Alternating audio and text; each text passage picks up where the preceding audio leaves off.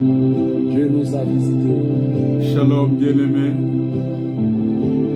shalom frères et sœurs, que la paix, la grâce et la communion du Saint-Esprit soient votre partage. Prions le Seigneur. L'Éternel notre Père, Dieu Tout-Puissant, le Créateur des cieux et de la terre, le Maître des temps et des circonstances, nous te bénissons, nous te louons, nous te rendons des actions de grâce, parce que tu es Dieu, parce que tu es Seigneur, parce que tu es le Roi des rois. Seigneur, soutiens-nous encore. Laisse que ta parole que nous allons écouter ce soir puisse illuminer les yeux de nos cœurs. Merci pour tout ce que tu es, merci pour tout ce que tu fais. Merci pour la grâce. Merci pour tout. Au nom de Jésus. Amen. Nous recevons de Christ ce qu'il avait promis, le Saint-Esprit est là. Oh, le Saint-Esprit est là. Le Saint-Esprit est là. La mort a disparu. Oh, Dieu donne plein salut. Alléluia. Et sur le monde entier, oh, le grand jour s'est levé. Le Saint-Esprit est là. L'obscurité s'enfuit, la lumière a jailli, chasse les cœurs troublés, toute crédulité, car Christ, le roi de rois, reprend l'esprit de foi, le Saint-Esprit est là. Le Saint-Esprit est là. Oh, le Saint-Esprit est là. La mort a disparu. Dieu donne le salut. Alléluia. Et sur le monde entier, oh, le grand jour s'est levé. Le Saint-Esprit est là. Alléluia.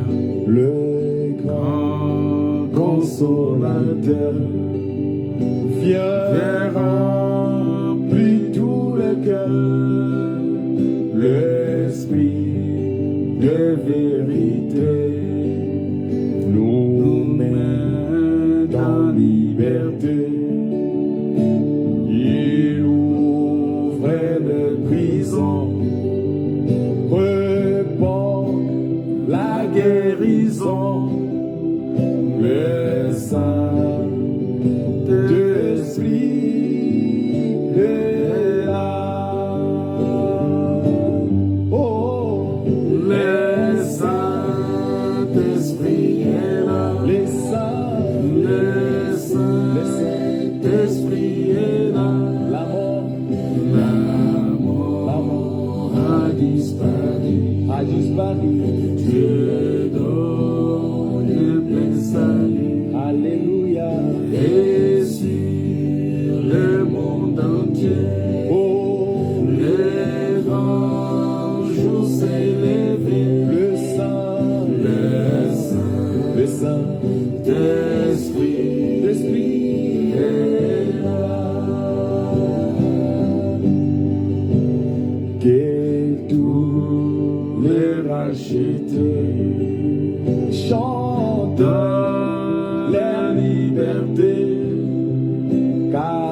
Christ tout accompli. il a donné l'esprit. Voyez trembler l'enfer, car dans tout l'univers, le Saint-Esprit est là. Encore une fois, que toute la terre, Alléluia. Que tout le racheté chante la liberté. Christ a tout accompli. Il a donné l'esprit. Voyez trembler l'enfer, le diable tremble. car dans tout l'univers, le Saint-Esprit est là. Le Saint-Esprit est là. Le Saint-Esprit est là. La mort a disparu. Dieu donne un plein salut. Alléluia. Et sur le monde entier, le grand jour s'est levé. Le Saint-Esprit est là. Tous les racheteurs Alléluia. Chante leur liberté, car Christ tout accompli. Il a donné l'esprit. Voyez trembler l'enfer, car dans tout l'univers, le Saint-Esprit est là. encore une fois, que toute la terre, Alléluia. Que tout le racheté chante la liberté. Christ a tout accompli. Il a donné l'esprit. Voyez trembler l'enfer, le diable tremble. car dans tout l'univers, le Saint-Esprit est là. Le Saint-Esprit est là. Le Saint-Esprit est là. La mort a disparu. Dieu donne un plein salut. Alléluia. Et sur le monde entier, le grand jour s'est levé. Le Saint-Esprit est là. Que Dieu vous bénisse, que Dieu vous comble de sa grâce. Le Saint-Esprit est là, le Saint-Esprit est là. L'Esprit de liberté, l'Esprit de Dieu, l'Esprit qui nous sauve, l'Esprit qui nous délivre, parce que le Seigneur veut que nous soyons réellement participants de sa nature, et il veut que nous soyons de ceux qu'il a appelés pour les saluts, parce qu'il est notre Dieu, il est notre Seigneur. Voilà pourquoi les raisons pour lesquelles nous devons le louer, nous devons l'adorer, sont multiples, parce que il est vraiment notre Seigneur, il est notre Dieu, il est le Dieu grand, il est le Dieu redoutable. Bien-aimés dans le Seigneur, c'est quelque chose de très important pour nous, afin que nous puissions réellement reconnaître la grâce de Dieu, la grandeur de Dieu et la puissance du Saint-Esprit. Alors, nous continuons notre message, nous continuons le texte que nous avons commencer le mercredi, parce que là, nous sommes en train de parler d'un sujet aussi important, parce que nous disons le bonheur que le pardon donne, le pardon accorde un bonheur extraordinaire, parce que vous savez, lorsque tu rencontres le pardon de Dieu, lorsque tu reçois le pardon de Dieu, c'est le plus grand bonheur. Parce que il n'y a personne, j'avais dit, personne, même Moïse ne pouvait pas accorder les pardons, et personne ne pouvait accorder les pardons. Il n'y avait que Dieu lui-même qui pouvait pardonner. Voilà pourquoi les Juifs que nous avons vus, parce que quand nous avons lu dans le texte là, on va reprendre ce texte-là, mais avant de reprendre ce texte, nous allons prendre un autre texte que nous allons vouloir expliquer, mais toujours avec notre texte de Marc chapitre 2. Parce que le texte de Marc chapitre 2, pour nous, c'est un texte aussi important, parce que ça explique beaucoup de choses, ça explique la grâce, la grandeur et la puissance de Dieu. Voilà pourquoi il est important pour nous on va prendre la parole de Dieu dans les livres de Psaume. Psaume chapitre 32. On va prendre Psaume chapitre 32. On va lire le verset 1 jusqu'au verset... Je pense qu'on va lire un peu 4 versets aujourd'hui. Et le reste, on va continuer un autre jour. La Bible dit ceci. Heureux celui à qui la transgression est remise, à qui le péché est pardonné. Heureux celui à qui le péché est pardonné.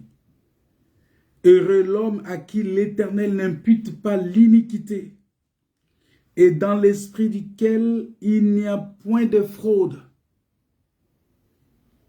Dans l'esprit duquel il n'y a point de fraude. Tant que je me suis tu, mes os se consumaient.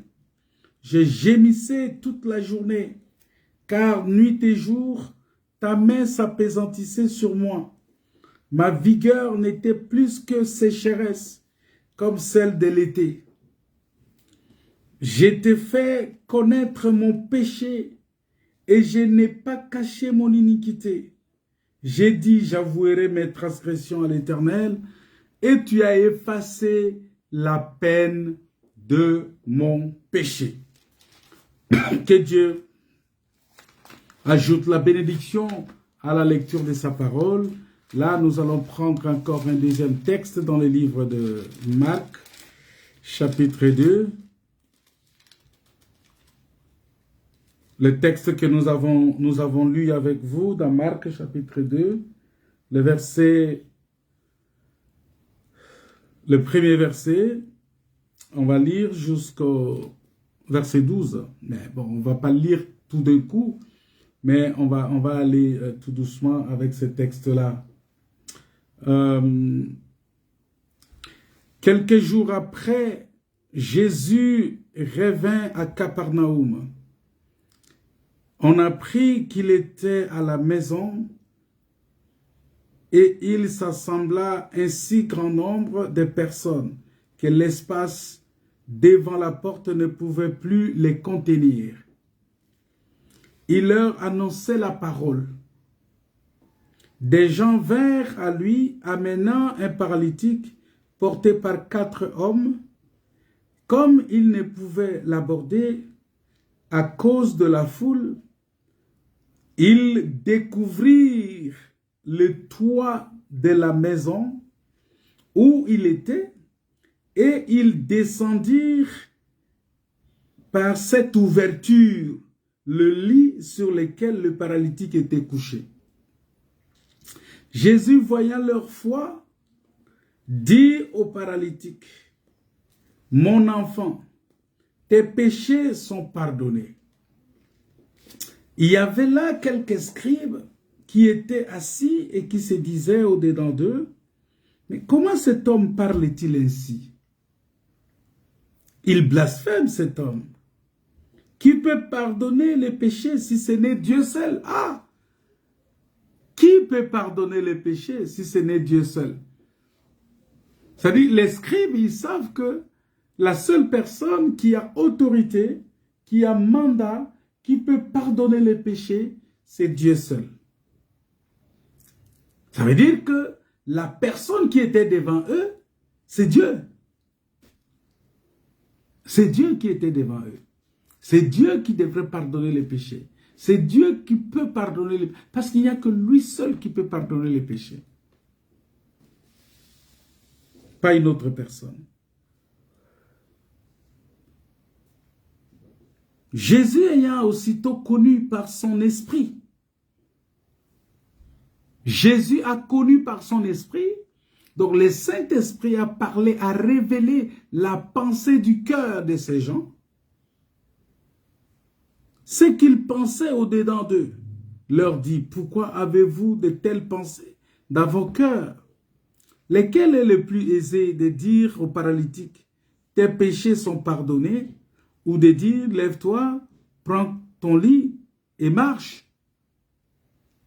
Parce qu'entre ces deux choses, il y a ce qui est plus aisé et ce qui est plus difficile. Ce qui est plus aisé, c'était seulement de venir lui dire, bon allez, lève-toi et marche, prends ton lit et marche. Mais ce qui est difficile, c'est qu'un homme ne pouvait pas donner, parce que là même la science ne peut pas donner, la médecine ne peut pas donner. L'homme de ce monde ne peut pas donner. C'est de déclarer le salut de l'âme de cette personne. C'est d'annoncer que cette personne-là est sauvée. D'annoncer que cette personne-là, désormais, est enfant de Dieu.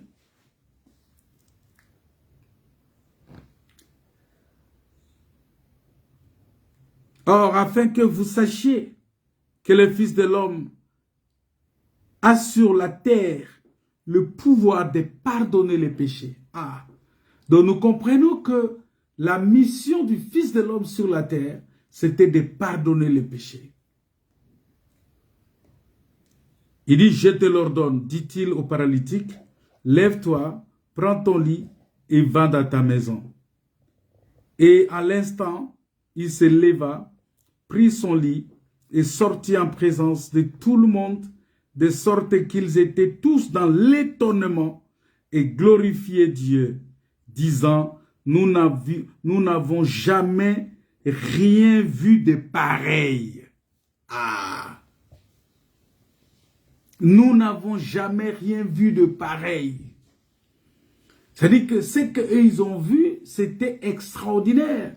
C'était quelque chose de nouveau. C'était une nouveauté dans leur vie. De voir qu'il y a quelqu'un qui vient et qui pardonne les péchés.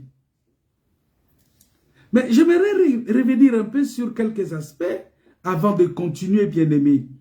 Parce que nous devons comprendre que si le Seigneur nous offre le pardon, si le Seigneur nous offre le pardon gratuitement, j'aimerais quand même vous rappeler que le pardon de Dieu a coûté la mort d'un juste. C'est-à-dire, il y a un juste qui est mort pour cela. Il y a un juste qui a perdu sa vie, qui a donné sa vie. Il y a un juste, il y a quelqu'un qui n'a pas péché, mais qui est mort. Pour que toi et moi, nous puissions recevoir aujourd'hui gratuitement le pardon de Dieu. Mais le sacrifice de Jésus-Christ, ce sacrifice-là que Jésus-Christ a offert à Dieu, le sacrifice de son corps, le sacrifice de sa vie, parce que la plus grande chose à donner à quelqu'un, ce n'est pas l'argent, ce n'est pas le véhicule, ce n'est pas la nourriture, ce n'est pas tout ce que vous pensez. Mais la plus importante à donner à quelqu'un, c'est l'amour. Ça dit, c'est la vie. Voilà pourquoi Dieu a dit, il n'y a pas de plus grand amour que de donner sa vie pour son prochain. Et Jésus a donné sa vie. Ça veut dire que le pardon que nous avons reçu a coûté réellement la vie d'un juste. Car le pardon de Dieu n'est pas seulement fondé sur l'amour de Dieu, parce que beaucoup de gens, oui c'est vrai, on prêche ça, on dit toujours que non, Dieu, dans son amour, il nous a pardonné. Ah oui, c'est bien beau. C'est bien beau de parler seulement de l'amour de Dieu, parce que Dieu, dans son amour, il nous a pardonné. Mais j'aimerais vous dire simplement, aujourd'hui, que le pardon de Dieu n'est pas fondé seulement sur l'amour de Dieu. Non. C'est pas seulement, je dis bien, ce n'est pas seulement fondé sur l'amour de Dieu, mais sur la justice divine. Qu'est-ce que cela veut dire? Parce que la Bible nous dit dans le livre d'Ésaïe que le châtiment qui nous donne la paix est tombé sur lui, sur Jésus. Vous voyez? Ça veut dire que le pardon de Dieu est fondé sur la justice divine. C'est sur la justice divine. Parce que c'est par amour pour nous que Dieu nous a donné Jésus-Christ. Ça, tout le monde le sait, tout le monde le reconnaît. Dieu nous a donné Jésus-Christ, c'est par amour. Mais il a fallu que Jésus-Christ meure pour nous sur la croix. Et ça, c'est tout un jugement de Dieu. C'est ça la justice divine. Parce que Dieu a accepté de juger Jésus-Christ. Il n'a pas péché. Et je me pose la question, tu n'as rien fait, on t'amène devant le tribunal. Et c'est ce qui s'était passé. Vous voyez, on l'a fait traîner devant Pilate, devant Hérode, devant Anne, devant Caïphe. C'est-à-dire, il a parcouru tous ces gens-là. On lui posait des questions. Mais le gars, il n'a pas péché. Mais qu'est-ce qu'il devrait dire?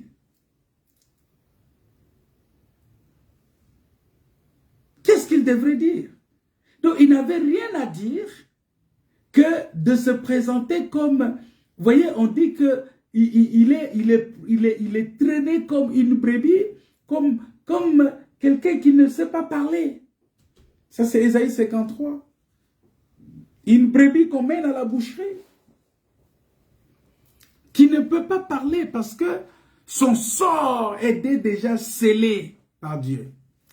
Et c'est ça ce que nous avons vu chez Abraham.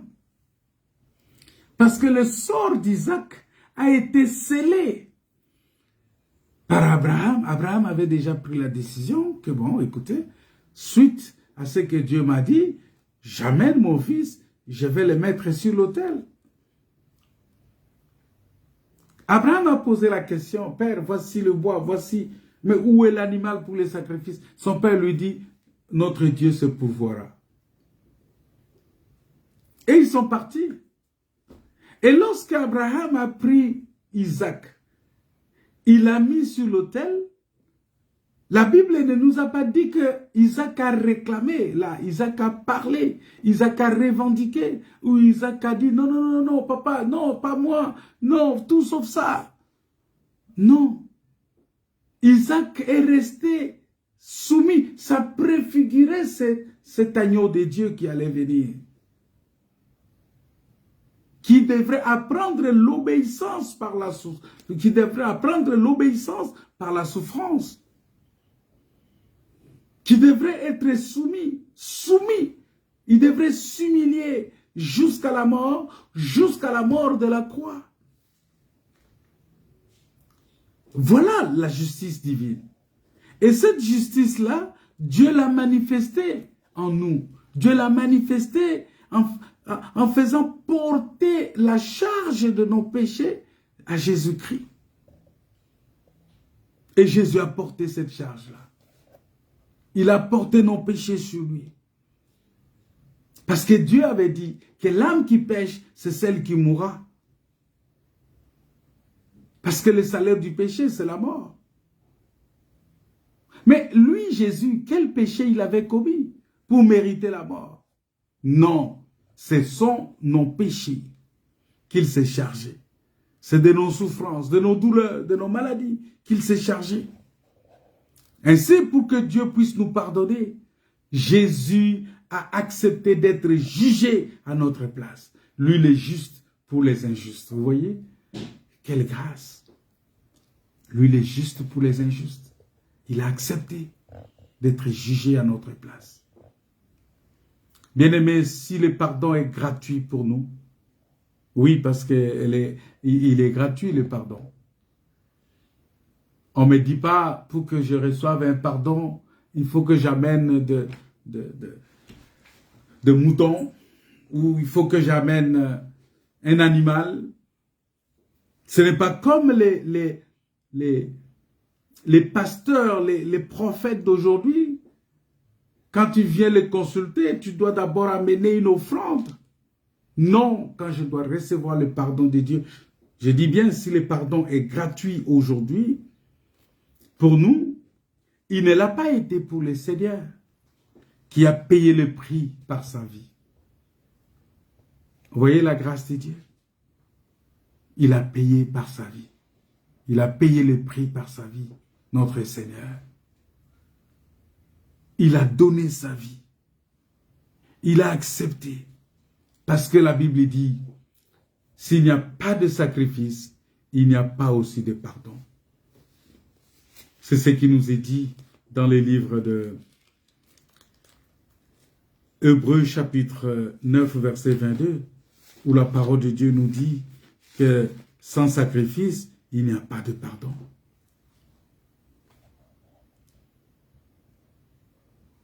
Et nous savons que cela aussi, ça s'est passé dans l'Ancienne Alliance, où on versait le sang des animaux, on tuait les animaux. Mais aujourd'hui, on n'a plus besoin de ces sangs-là des animaux, parce que notre Dieu, il est le sacrifice par excellence. Jésus-Christ est le sacrifice par excellence. Voilà pourquoi, sous l'Ancienne Alliance, la Bible dit que presque tout d'après la loi était purifié avec du sang. Tout a été purifié avec du sang. Et c'était l'ombre des choses à venir.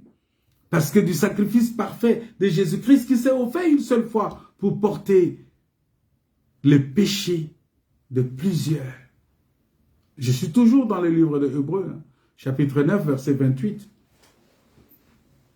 C'est pourquoi, bien-aimés, vous allez remarquer que même lors de l'institution de la Sainte Seine, Jésus-Christ, en prenant la coupe, il dit, ceci est mon sang, le sang de la nouvelle alliance, qui est répandu pour plusieurs. C'est le sang de la nouvelle alliance de Dieu. Pour la rémission des péchés, pour le pardon des péchés. Dans Matthieu chapitre 26, verset 28, vous allez comprendre que l'homme a besoin d'être pardonné, puisque tous ont péché et sont privés de la gloire de Dieu. Pourquoi? Parce que depuis le jardin d'Éden, je vous avais dit que l'homme là, qui est porté par 4 hommes, ce paralytique là qui a été porté par 4 hommes, c'était Adam. Voilà pourquoi vous allez remarquer que cet homme-là qui est porté par les 4 hommes, regardez quelque chose. Ils arrivent, ils trouvent que il n'y avait pas d'issue, la porte était fermée. Oui, parce qu'en ce moment-là, le ciel est fermé. Personne n'avait accès à Dieu. Le ciel est fermé. Parce que là où était Dieu, là où était Jésus-Christ, c'était le ciel. Parce que quand Dieu descend quelque part, comprenez que le ciel aussi est descendu avec lui. Comprenez que le ciel est descendu avec lui. Et donc, la porte du ciel était fermée. Maintenant, qu'est-ce qui s'est passé? Il fallait qu'il cherche par tous les moyens pour faire descendre cet homme-là. Parce que le ciel était descendu sur la terre. Maintenant, cet homme-là, qui était paralytique, c'est-à-dire qu'il était dans les lieux célestes, dans les tourments des démons, des esprits méchants, des autorités, des principautés, des dominations. Et il fallait le faire descendre. Mais maintenant, comment le faire descendre? Vous allez voir que le Seigneur va utiliser les 4 hommes. Et ces 4 hommes-là que le Seigneur va utiliser, je vous avais dit que c'est Adam qui a péché. Mais quand Adam a péché, il était dans le jardin d'Éden. Adam est devenu paralytique dans le jardin d'Éden. Et dans le jardin d'Éden, il y avait un fleuve avec 4 bras. Or, le pardon de péché, c'est lorsque toi tu reçois Christ dans ta vie, et Christ que tu reçois va devenir un fleuve d'eau qui va couler dans ta vie jusqu'à l'éternité. Or, cette eau-là qui va couler dans ta vie, c'est ça l'eau du jardin. Mais cette eau-là est divisée en 4 bras. Or, quand on parle du bras de l'Éternel, c'est la force de l'Éternel. Mais la Bible dit ici que nul ne peut venir à Dieu s'il n'est attiré par Dieu. Vous voyez? Ça veut dire que Dieu va utiliser ses bras lui-même, parce que la Bible dit la main de l'Éternel n'est pas trop courte pour guérir. C'est-à-dire que quel que soit le fait que cet homme-là était dehors, le bras de l'Éternel est allé le chercher dehors et l'amener pour recevoir le pardon des péchés. Voilà. Dieu va utiliser ses bras. Et ces bras-là, ces 4 bras-là, ce sont ces 4 hommes-là. Ah, mais je vais vous surprendre encore peut-être. Vous savez, ces 4 hommes-là, ce sont les 4 lépreux qui ont reçu la bonne nouvelle. Ah, je vais vous dire ça. Vous allez comprendre quelque chose. Pourquoi on a fait descendre cet homme-là par le toit, par une ouverture du toit. Cette ouverture-là, c'était toute une fenêtre. On va lire ce texte-là, vous allez comprendre. Vous allez comprendre qu'il y a des incrédules qui les scribes ne pouvaient pas croire que cet homme-là pouvait descendre par le toit, par la fenêtre.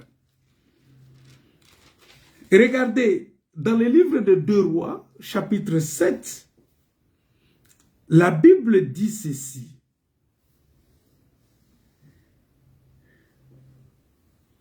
Nous allons commencer par on va lire le texte. 2 Rois, chapitre 7. Le verset, on commence au premier verset. Élisée dit, écoutez la parole de l'Éternel. Ainsi parle l'Éternel. Demain, à la même heure, demain à 7 heures, on aura une mesure de fleur de farine pour un cycle et 2 mesures d'orge pour un cycle à la porte de Samarie. L'officier, écoutez maintenant la parole de l'officier. Parce que l'officier, lui, savait que la porte est fermée, que le ciel est fermé, que le ciel est fermé et que personne n'était capable d'ouvrir le ciel en ce moment-là. Il dit ceci.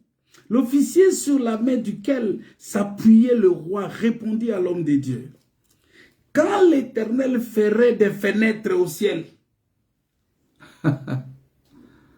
alléluia. Quand l'Éternel ferait des fenêtres au ciel, pareille chose arriverait-elle? C'est-à-dire, l'officier ici, il voit la fenêtre au ciel. Mais il se pose la question, quand bien même qu'il sait que l'Éternel est capable d'ouvrir la fenêtre au ciel, mais il se pose la question, est-ce que pareille chose arriverait-elle? C'est-à-dire que c'est quelqu'un qui est animé de doute, quelqu'un qui ne croit pas. C'est ça le scribe.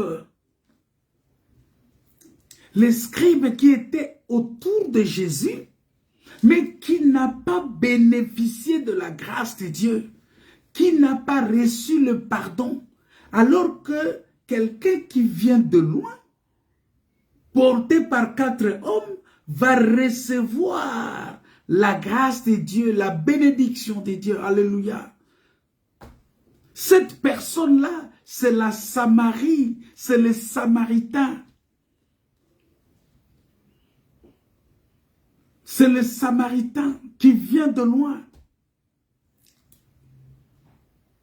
Et il vient, et c'est cette personne-là qui va recevoir, mais cette nouvelle est portée par 4 lépreux.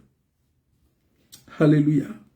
Élisée lui dit, tu le verras de tes yeux, mais tu n'en mangeras point. La Bible dit, il y avait à l'entrée de la porte 4 lépreux. C'est-à-dire, à l'entrée de la porte, il y avait 4 lépreux.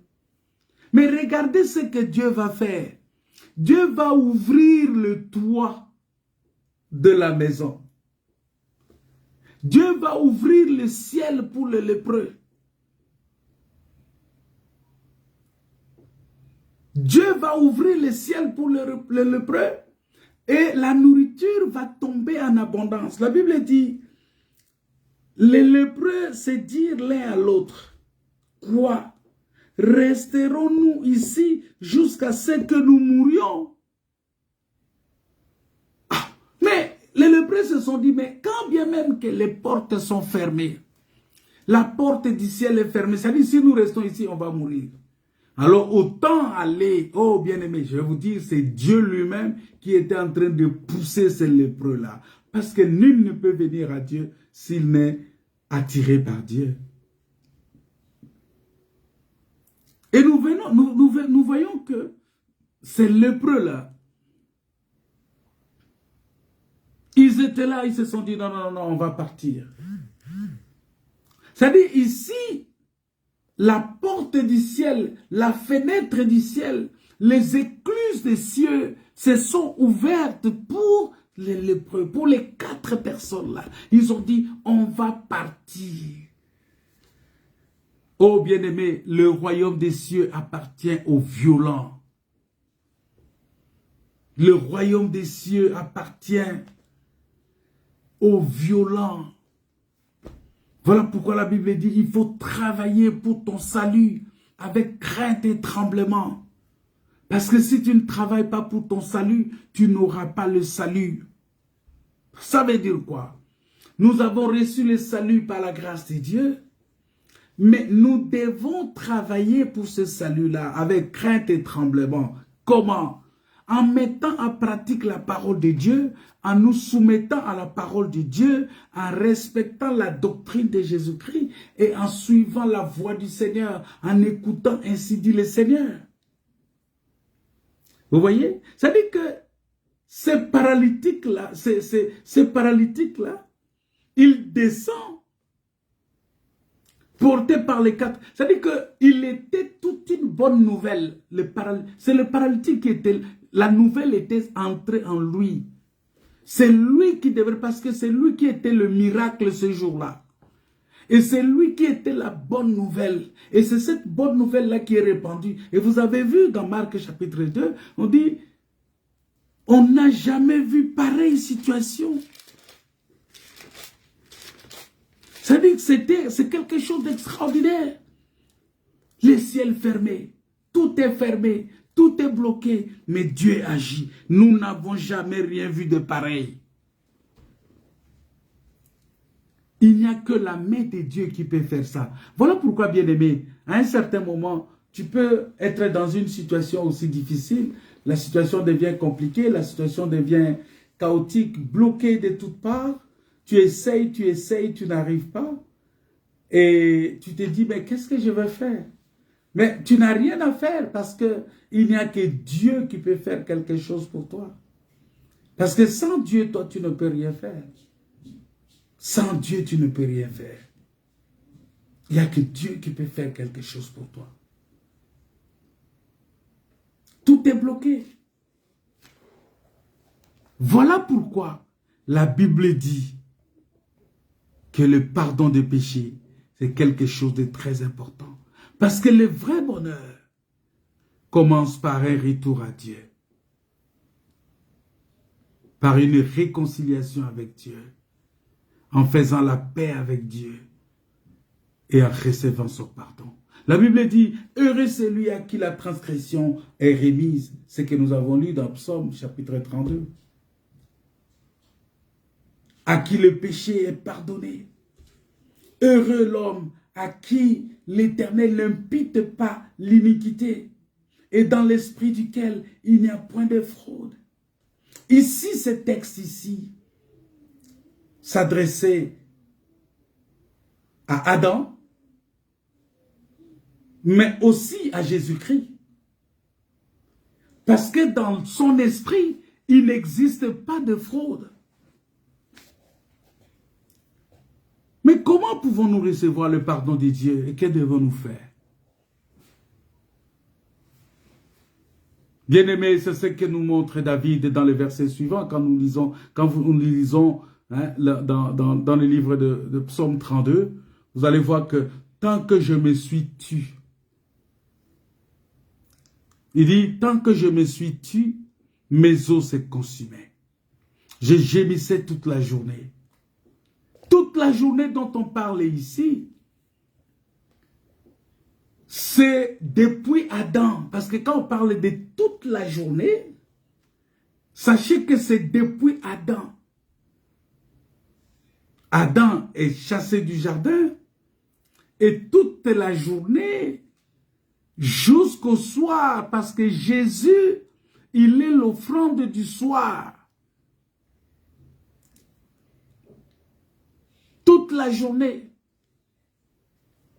Car la nuit, nuit et jour, ta main s'appesantissait sur moi. Ma vigueur n'était plus que sécheresse, comme celle de l'été. Je t'ai fait connaître mon péché. Je n'ai pas caché mon iniquité. Et j'ai dit, j'avouerai mes transgressions à l'Éternel, car tu as effacé la peine de mon péché. Bien-aimé dans le Seigneur, aussi longtemps qu'une personne ne veut pas reconnaître ses fautes et qu'elle cache ses transgressions, comment voulez-vous qu'elle soit pardonnée de ce qu'elle ne reconnaît pas? Comment voulez-vous? Parce que quand tu ne reconnais pas tes péchés, comment on va te pardonner ça? Parce que la Bible dit que je ne suis pas venu appeler à la repentance des justes. Parce que lui, il était le seul juste. À part lui, il n'y avait pas d'autres justes. Et il dit, je ne suis pas venu appeler à la repentance des justes. Non, mais des pécheurs. Dans Luc chapitre 5, verset 32. Je suis venu. Luc chapitre 5, verset 32. Il dit, je ne suis pas venu appeler à la repentance des justes, mais des pécheurs. Vous voyez? Car le Fils de l'homme est venu chercher et sauver ce qui était perdu. C'est la parole de Dieu dans Luc chapitre 19, verset 10. Ce qui veut dire tout simplement que les pécheurs qui sont des propres, justes à leurs yeux, ne recevront jamais le pardon de Dieu. Et puisqu'ils ne le recevront jamais, le pardon de Dieu, ils ne vont pas aussi expérimenter le vrai bonheur dans leur cœur. Mais ils seront toujours mécontents, grincheux. Ce sont des gens, ils seront là seulement en train de juger, hein, en jugeant et en critiquant les autres. Ce sont les autres qui seront toujours les méchants. Et eux, ils seront les pauvres justes qui souffrent. Vous voyez?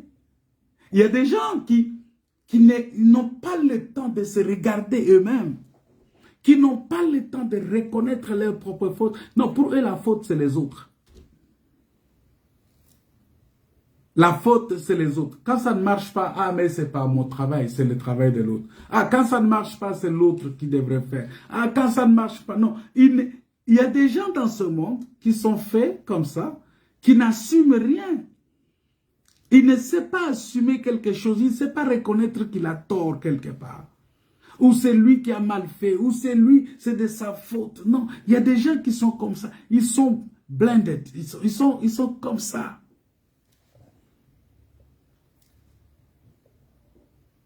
Ils sont façonnés comme ça. Ils sont dans une sorte de moule où, ça dit que quand tu entres dedans, tu ne sais pas, l'engrenage te prend, tu ne sais pas sortir.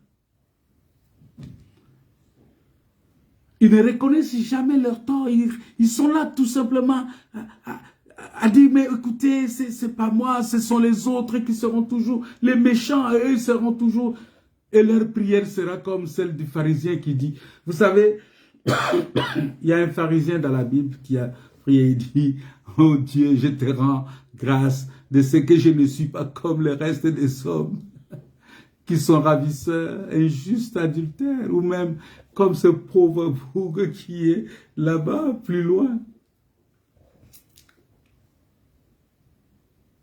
Il y a des gens comme ça.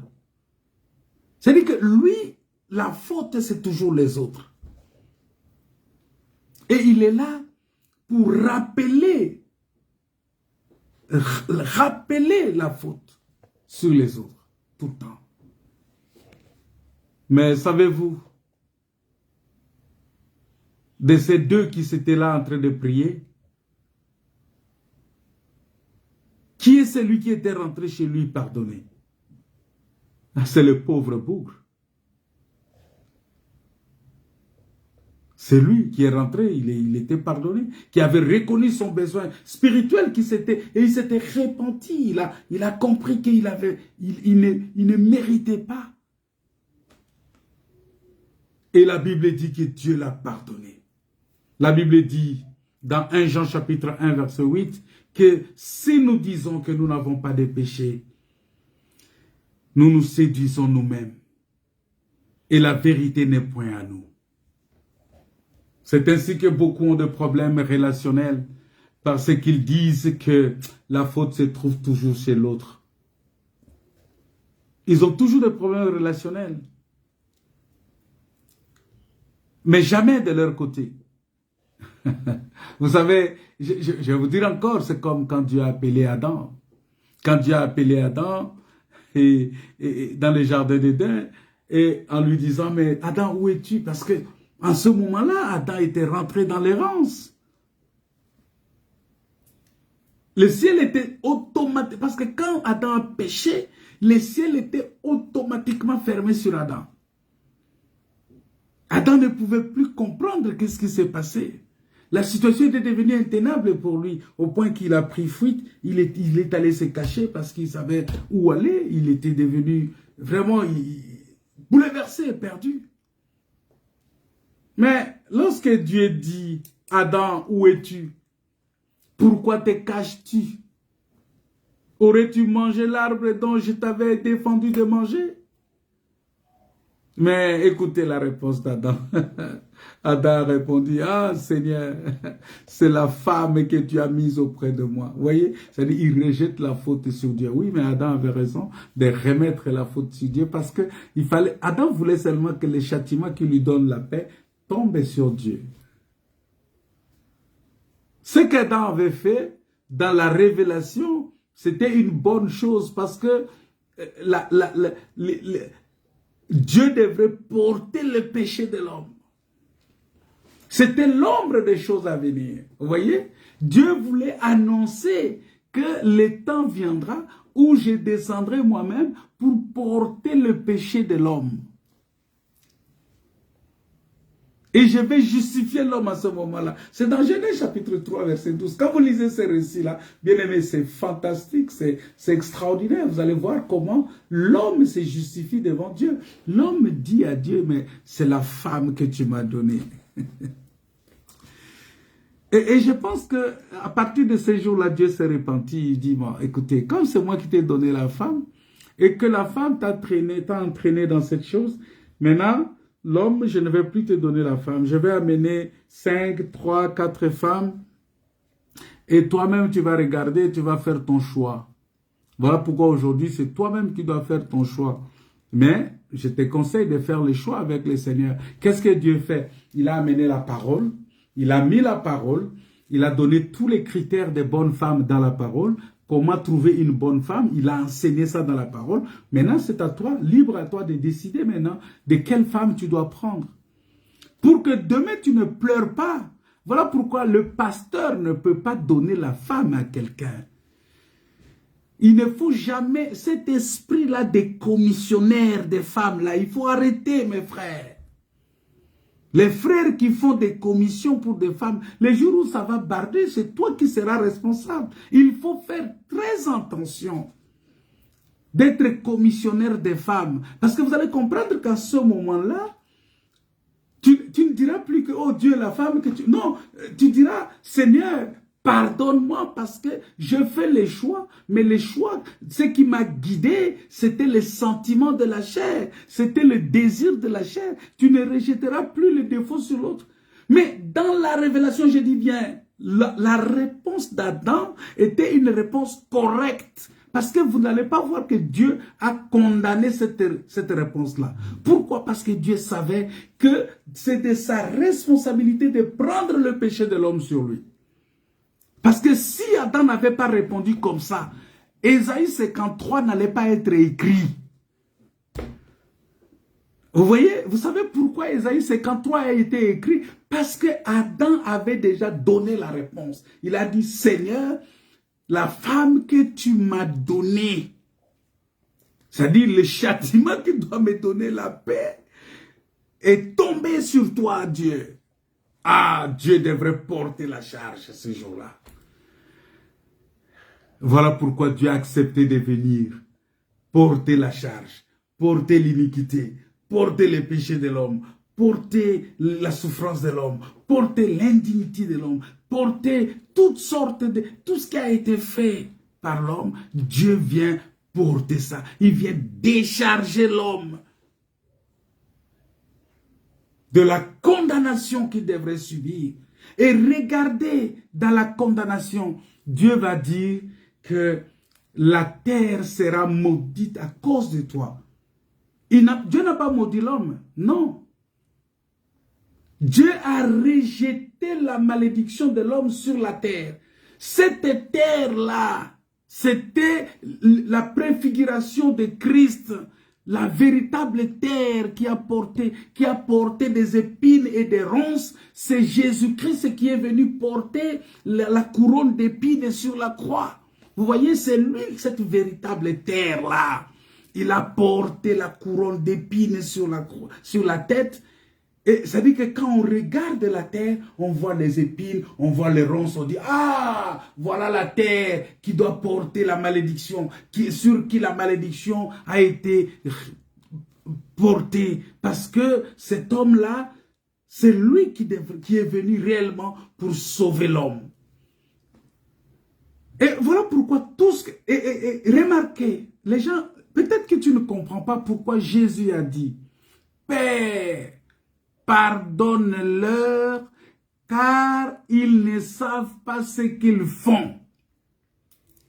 Ce n'était pas que ces gens-là, non, ils ont fait des choses, mais ce qu'ils faisaient, ils accomplissaient seulement la parole de Dieu. Ils accomplissaient in extenso les Écritures. Ils accomplissaient la parole de Dieu. Ils accomplissaient la volonté de Dieu. Le fait de faire porter à Christ la couronne d'épines. Le fait de faire porter à Christ la croix. Le fait de faire porter à Christ tout ce qu'il a subi. C'était exactement pour accomplir ce que Dieu avait dit à Adam. Voilà pourquoi, bien-aimés dans le Seigneur, je vous ai dit que Jésus-Christ, c'est lui qui était la véritable terre, qui a porté la malédiction d'Adam. Donc Dieu, pour vous dire tout simplement que Adam, quand il disait « Dieu, la femme que tu m'as donnée », ça veut dire que Adam n'avait pas tort de dire ça. Parce que pour Adam, c'était une réalité que son péché devrait tomber sur Dieu. son péché devrait tomber sur Christ, sur Dieu. Et ce Dieu-là, c'est lui qui était venu dans la maison.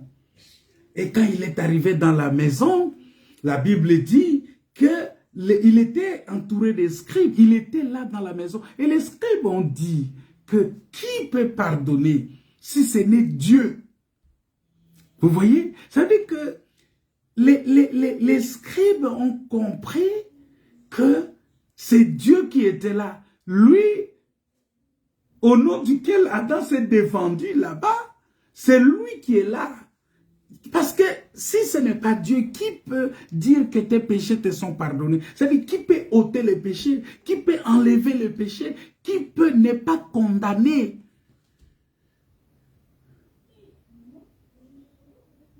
Donc, nous comprenons par là que la puissance de Dieu, la puissance de la grâce s'est manifestée. Mais écoutez, sur le plan de la doctrine, nous voyons que Adam n'a pas su reconnaître qu'il était fautif. Et ça, c'est très dangereux. Ça, c'est sur le plan, parce que je vous avais dit que la parole de Dieu doit être présentée sous 4 faces. La face de la révélation, la face de la doctrine, la face de la prophétie et la face de... Il y a 4 faces. La révélation, la doctrine, la connaissance et la prophétie.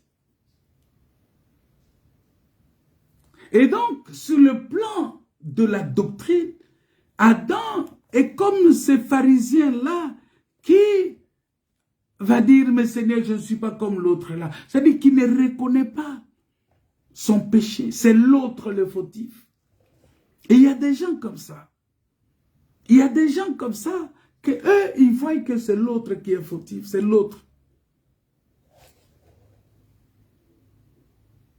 C'est elle, c'est la femme que tu as mise auprès de moi. C'est elle la fautive. Moi, je suis la pauvre victime. J'ai subi. J'ai subi. Alléluia. C'est compliqué quand on regarde cette chose-là. Il dit, je suis en train de subir. Vous voyez? C'est pourquoi il faut faire attention. C'est quand même triste, Seigneur. C'est quand même triste. Ne trouves-tu pas ça, que c'est triste? Et depuis ces jours, l'histoire se répète indéfiniment. C'est l'autre le fautif. C'est l'autre. Et c'est ça la nature humaine. La nature humaine, c'est ça. Ça dit que une nature orgueilleuse. Quelqu'un qui ne reconnaît pas. On ne se justifie pas. Alléluia. Ça dit que quand tu regardes ce que Dieu dit, un enfant de Dieu, c'est celui qui s'humilie devant la parole de Dieu. Dans nos problèmes relationnels, ne mettons jamais la faute sur les autres, mais apprenons à sonder plutôt notre propre cœur. Apprenons à sonder notre propre cœur. En nous plaçant sous les scanners divins de la parole de Dieu. Est-ce que... Et cela est du Saint-Esprit. Parce que, vous savez, le Saint-Esprit sonde les reins, il sonde les cœurs. C'est très important. Afin qu'il nous montre, il faut que nous nous mettions sous ces scanners-là. Afin qu'il nous montre, afin que le Saint-Esprit nous montre ce que nous devons changer dans notre attitude par rapport aux personnes avec qui nous avons des problèmes et du ressentiment. Parce que à un certain moment, tu peux te dire, mais c'est l'autre qui est fautif. Mais peut-être que non, c'est toi. Ainsi, ne disons jamais, Seigneur, change-le, change son sale caractère. Montre-le, lui, Seigneur. Non, non, non, non, non, non. Mais plutôt, Seigneur, change-moi. Demande à Dieu de te changer, toi, d'abord. Change-moi dans mes contacts avec cette personne. Cherche à ce que c'est toi qui puisses être changé. Change-moi, Seigneur. Afin que je sois plus humble, plus doux. Peut-être que ta façon de parler, peut-être que ta façon de te comporter, peut-être que ta façon de voir les choses. C'est ça qui crée tous ces brouhahas dans ton environnement. Mais toi, tu vas seulement voir les autres. Tu vas seulement voir l'autre. Non. Est-ce que toi, tu es plus doux? Est-ce que tu es plus humble? Est-ce que toi, tu es plus patient? Est-ce que tu es tempérant? Est-ce que tu as de l'amour?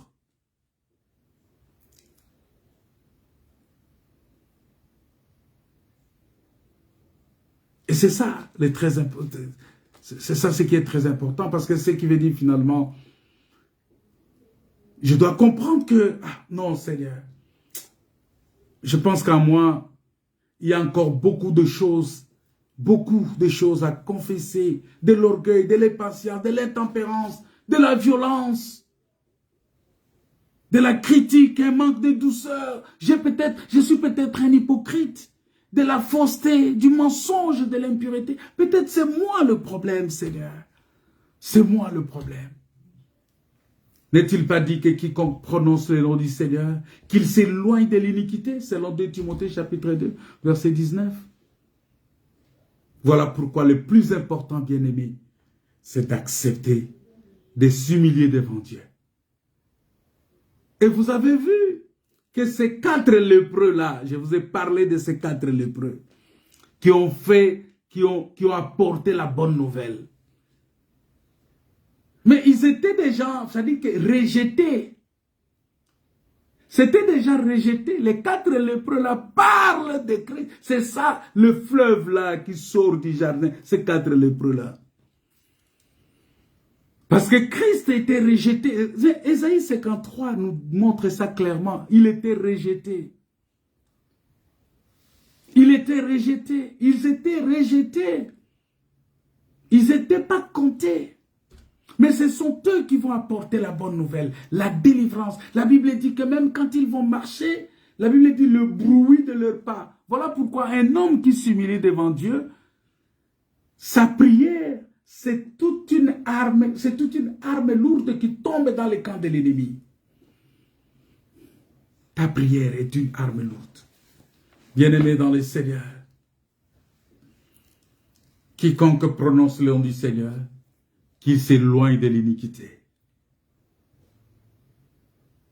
Je dis bien, je suis dans 2 Timothée chapitre 2, verset 19.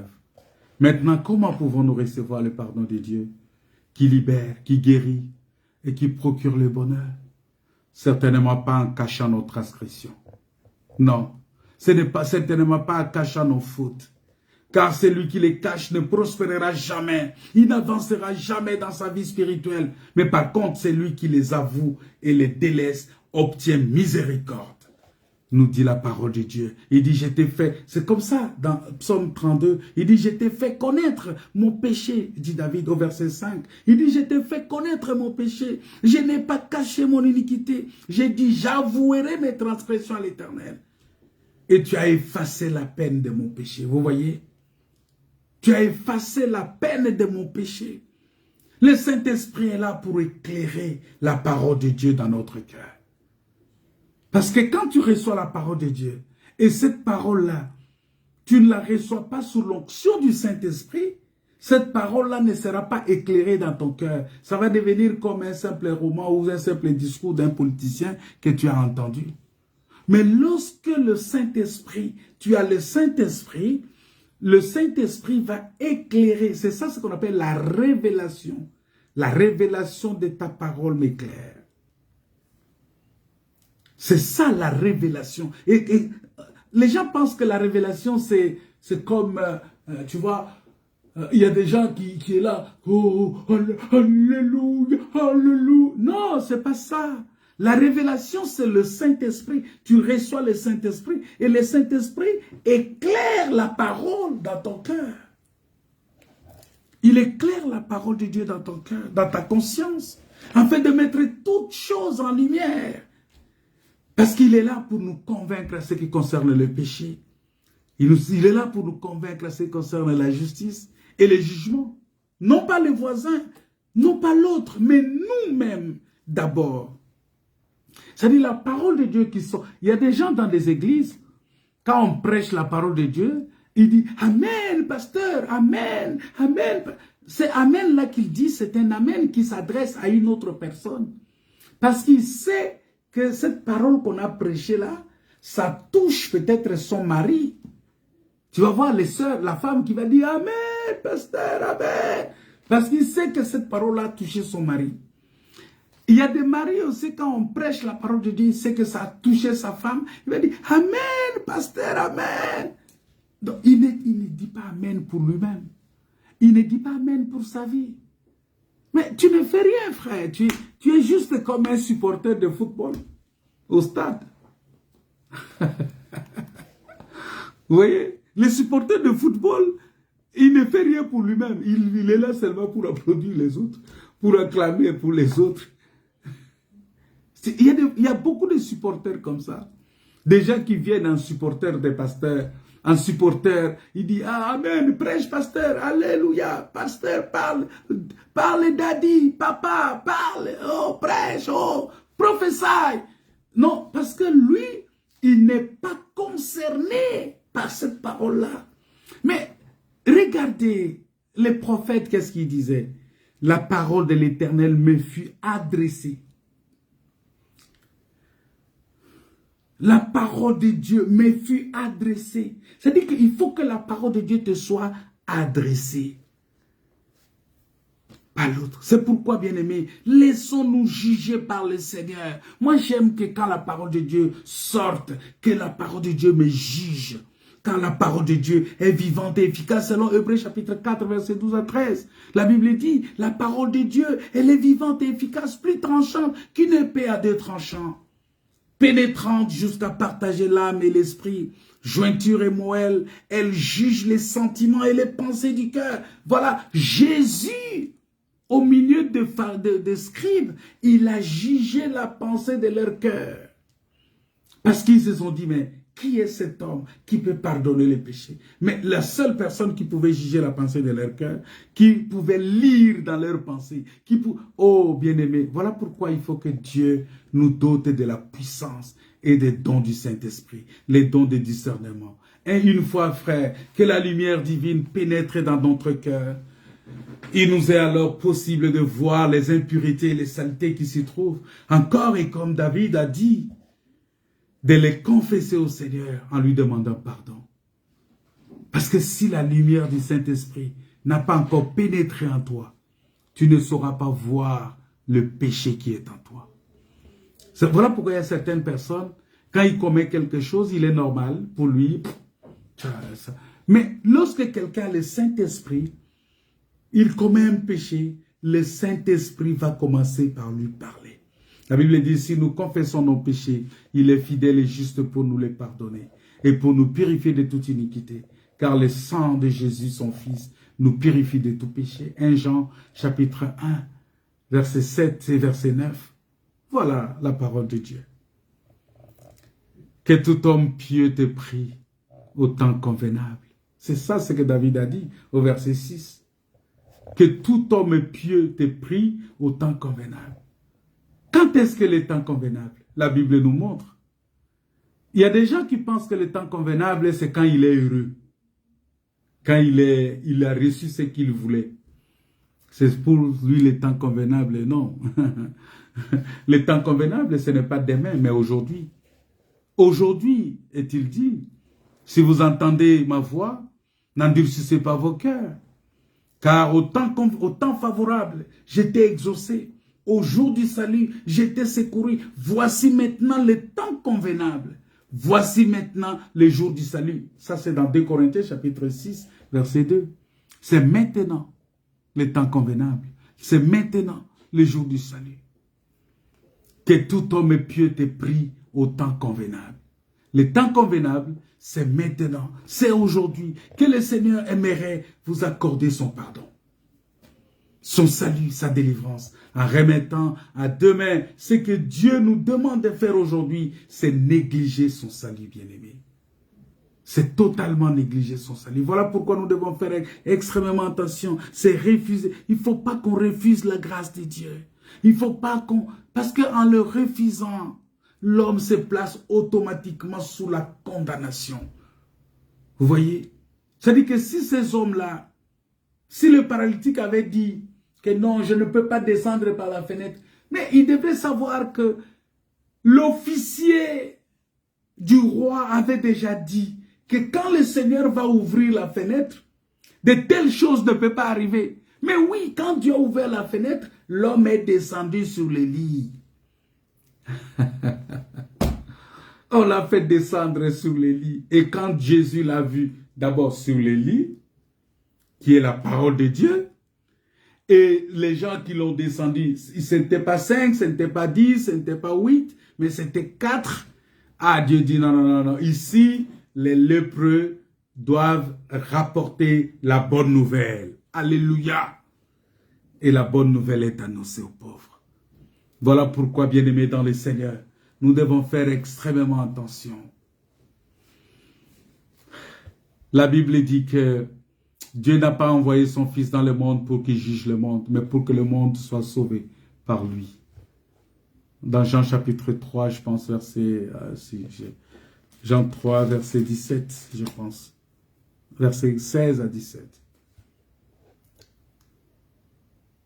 C'est très important. Voilà pourquoi il faut aimer la parole qui vient transformer ton intérieur. Parce qu'on va arriver au miracle. Pour que Jésus lui dise, lève-toi et marche. Et Jésus a fait d'abord le travail intérieur. Un enfant de Dieu doit aimer le travail qui s'est fait à l'intérieur de nous-mêmes. Alors aujourd'hui, soyez sauvés du péché et des liens qui vous retiennent encore. Et recevez son pardon, bien-aimés, en invoquant le nom du Seigneur. C'est ce que nous ferons tout à l'heure. Nous allons prier le Seigneur. Parce que David dit, si des grandes eaux débordent, elles ne l'atteindront nullement. Lavés par le sang de Jésus-Christ et en demeurant dans sa parole, le Seigneur nous garde des grandes eaux, des tentations et des séductions qui déferlent sur le monde entier pour éprouver les habitants de la terre. Nous devons faire très attention parce que, ça c'est dans l'Apocalypse chapitre 3 verset 10, c'est ce que j'ai dit là. Il faut faire très attention, bien-aimés. Il faut faire très attention. Parce que l'Éternel est un asile pour moi, pour nous. Il nous garantit de la détresse. Il nous entoure des champs de délivrance.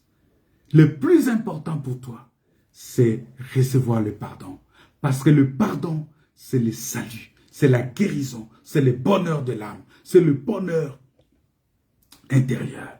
Si tu reçois cela, tout le reste, ça va être accordé. Tu vas avoir le reste. Une fois la communication rétablie avec Dieu par le pardon des péchés, le Seigneur nous instruit, nous conseille, nous conduit sur les chemins à suivre. C'est en ce moment-là que nous allons rentrer maintenant dans la phase de la récolte de tout ce qu'on peut avoir comme étant bénéfice, comme la guérison physique, comme la restauration de tout ce que nous faisons, comme la bénédiction matérielle, comme tout ce que nous pouvons gagner dans ce monde.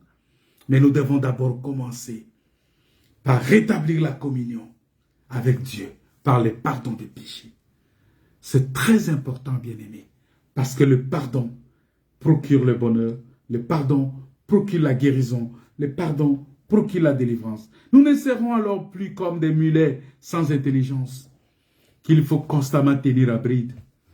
Autrement, ils s'éloignent du droit chemin, comme certaines personnes qui foncent dans des voies d'égarement, les yeux fermés. Et il est nécessaire que le Seigneur les freine par des circonstances et des actions disciplinaires. Vous savez, il y a des gens, certaines situations qui t'arrivent dans la vie, c'est Dieu qui veut seulement te freiner. Il veut te freiner, il veut seulement... Parce que si dans certains parcs publics, vous voyez, il est demandé de bien vouloir tenir les chiens en laisse. Pourquoi? Parce qu'il faut... Vous savez, je crois que beaucoup d'hommes et de femmes devraient être également tenus en laisse comme ça. Ça dit, Dieu le bloque quelque part. Parce que quand Dieu te bloque quelque part, il y a certains moments comme ça. Tu pries, mais c'est Dieu qui te bloque quelque part. Et pour que tu restes attaché à lui, pour que tu restes soumis à sa parole, pour que tu restes... Tu dépendes de la doctrine, pour que tu dépendes de la parole de Dieu et de la grâce de Dieu. Bien-aimés, il y a beaucoup de choses à parler. Beaucoup de douleurs sont la part du méchant. Car l'homme récolte toujours ce qu'il a sémé, tôt ou tard.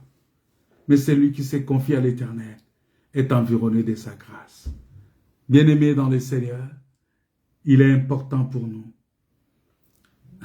Le Seigneur fait des fois certaines choses, certaines circonstances, afin de nous empêcher de faire des bêtises et de commettre trop de dégâts. Voilà pourquoi, des fois, il nous bloque dans certaines choses. Tu veux voyager, tu fais tout, tu as le moyen, mais ça ne marche pas. Tu vas dans les démarches administratives, ça ne marche pas.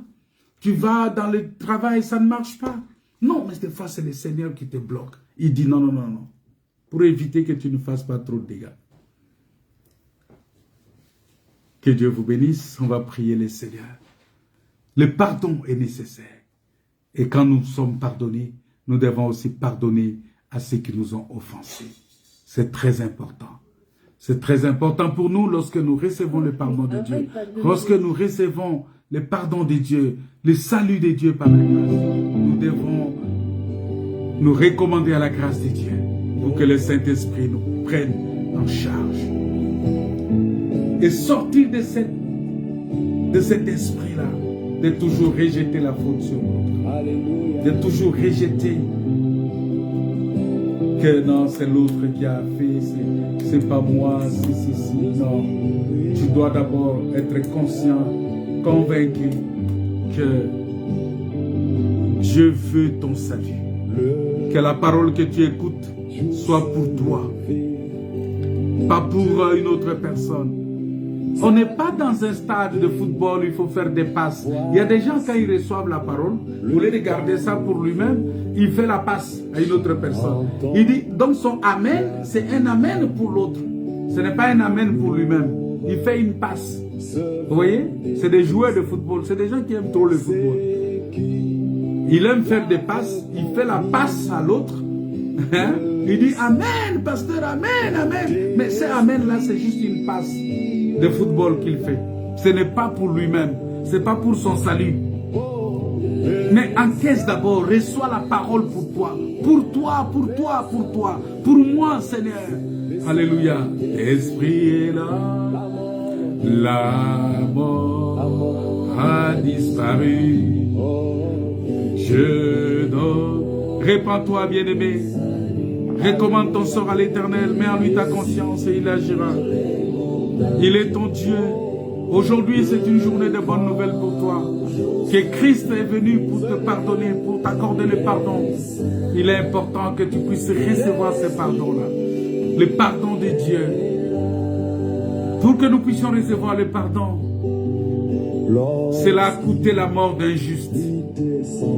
La mort du juste qui est Jésus-Christ. Laisse que le Saint-Esprit puisse t'éclairer. Que le Saint-Esprit puisse illuminer ton cœur, puisse éclairer tout ton être, afin que tu sois capable de voir des erreurs, de voir tes fautes, de voir ton péché et de les confesser pour être délivré, pour en être délivré. Alléluia. Le Saint-Esprit est là. Le Saint-Esprit est là. Le Saint-Esprit est là. La mort a disparu. Seigneur, pardonne-nous. Seigneur, merci pour l'agneau de Dieu qui est venu ôter les péchés du monde. Merci parce que, Seigneur, tu es le seul capable de porter nos charges. Tu es le seul capable, Seigneur. Tu es cet âne robuste qui porte la charge, qui porte mes péchés. Je reconnais devant toi, ô Dieu. Pardonne-moi. Pardonne mon frère. Pardonne ma sœur. Que le Saint-Esprit remplisse ton cœur. Que le Saint-Esprit nous aide, nous transforme. Ô Dieu Tout-Puissant, sois loué, sois glorifié parce que tu es Dieu. Parce que tu es Seigneur. Merci pour tout. Au nom de Jésus. Merci pour la délivrance. Merci pour le bonheur dans le pardon. Donne-moi aussi, Seigneur, la capacité de pardonner aux autres. Au nom de Jésus. Au nom de Jésus. Au nom de Jésus. Amen. Amen. Bien-aimés, si vous avez été bénis par ce message, je vous invite à le partager. Et n'oubliez pas que nous allons nous retrouver dimanche à 14 h pour notre culte de dimanche dans la salle. Nous allons prier encore, mais ce dimanche particulièrement, on va faire les cultes aussi avec tous les enfants, avec tous nos enfants. On va prier pour la rentrée scolaire, pour tous nos enfants, afin que Dieu puisse les bénir, afin que Dieu puisse les remplir de sagesse et que cette année soit une année de réussite et de satisfaction pour tous. Soyez bénis, soyez bénis, soyez bénis. Que Dieu vous comble vraiment de sa grâce. Je bénis tous les frères et sœurs qui ont suivi aujourd'hui en ligne directement et tous ceux qui vont suivre en différé. Que Dieu vous bénisse. Au nom de Jésus. Amen. Soyez bénis. Soyez bénis. Car dans tout l'univers, le Saint-Esprit est là. Encore une fois, Que tous les rachetés, que tous les pardonnés chantent les libertés. Si tu es pardonné, tu es libre. Tu peux chanter ta liberté maintenant. Christ a tout accompli sur la croix. Il a donné l'esprit. Voyez trembler l'enfer. Le diable tremble. Dans tout l'univers, le Saint-Esprit est là. Soyez bénis au nom de Jésus. Amen.